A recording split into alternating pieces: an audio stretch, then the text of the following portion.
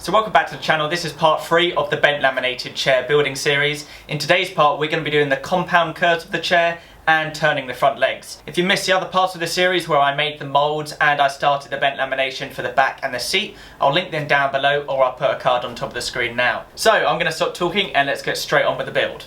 So I decided to keep talking and do a voiceover. A lot of you seem to enjoy it and learn some things from my voiceovers. I'm surprised I would hate listening to my voice for 7 minutes, but let's see how this one goes. So like the previous part, the first thing was to cut up the Flexi-ply. And for this component, I just needed a lot of thin strips. Now I made sure that I was cutting the Flexi-ply in the right direction. The Flexi-ply is 1.5mm thick and it is made up from 3 veneers. So 2 of the layers, the grain is going in the same direction, which is the top and bottom. So I made sure I was cutting those strips opposing the grain direction, so then it was easier to bend, if that makes sense. Now we're back at Ryco Wood. I had a comment in the last video about why am I, jumping between workshops, and that is because when I was making this chair, I was at university at Ryco Wood, and the other workshop is my home workshop. So during this build, if I was at home, that's because it was holiday, and when I was in the workshop, that was term time. Now I've left uni and I'm a full-time woodworker. You probably won't be seeing a lot more of Ryco Wood. This is one of the last projects you will see in this workshop. But yeah, this was my final project at Ryco Wood. It wouldn't have been my final project if, the coronavirus didn't happen. I would have been doing another build, a storage project, and some stools. But I'm hoping to make them in my own workshop to show you what I would have made if I was still at Ryco Wood. But I kind of wandered off track there. So as you can see, I'm gluing up these layers in stages, and this is the mould, and I'm free-forming around it. So first I clamp it on the bottom, and then I twist the veneers around and clamp them on one of the arms.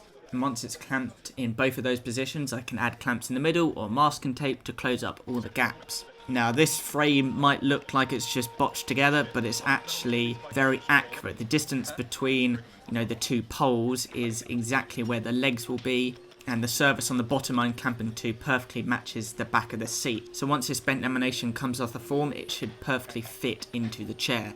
So I'm using standard woodworkers white glue, and that was perfect for this bent lamination. Now even though there'll be a tiny bit of spring back, that's fine, because using this white glue gives the component a bit of flex, so I can very slightly bend it into the right position when I'm joining the whole chair together.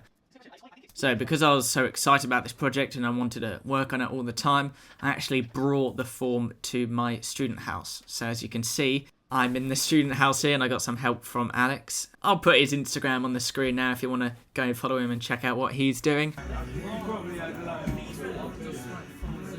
He was very helpful with this glue up. It was quite difficult, getting the clamps while I was holding the piece and glue was going everywhere. So it's good if you have 2 people.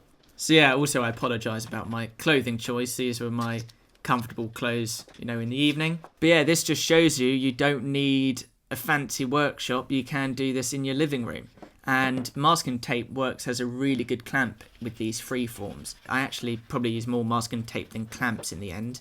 And as you can see, when I was veneering the final layers on, which was Walnut constructional veneer, I put a lot of masking tape to hold it tight to the core, and that worked really well. So I had to glue it up in stages for 2 reasons. First reason is the open time of the glue. It'd be impossible to add that much glue on all the layers in one go. And the second reason is this form I think is 8 layers thick. If you add glue in between all those layers, it'd be very difficult to manage all those layers and bend it into position. I tried it in a dry run and it was very difficult, and it was actually quite hard to put in position. So I decided to do it up in layers. The first glue up being 3 layers thick, and then I added 2 on each time. So it was quite a long process doing it this freeform way. If I were to make the chair again, I would try and make a mould for a vacuum bag. But I was keen to show you how to make this bent lamination if you didn't have a vacuum bag. So I think the core was maybe 6 layers of Flexi-ply, and then the 2 additional layers of walnut veneer on either side. So it made a very rigid component, and actually adds quite a lot of strength to the chair. So once both components were dry, I had to do a lot of shaping, and I did that with some spoke shaves, just getting it flat on both sides, and I had to also match both curves together because they were the opposites of each other, and there was a lot of shaping to do to get them the same height and, you know, the same curve. So there was a lot of spoke shaving to do, but in the end I managed to match them and I'm very happy with how they came out. So now it's time to move on to the legs. So the two front legs of this chair are turned. I'm a big fan of turned legs. I enjoy doing them. I do them quite often in my pieces of furniture, like the hallway table I made had turned legs.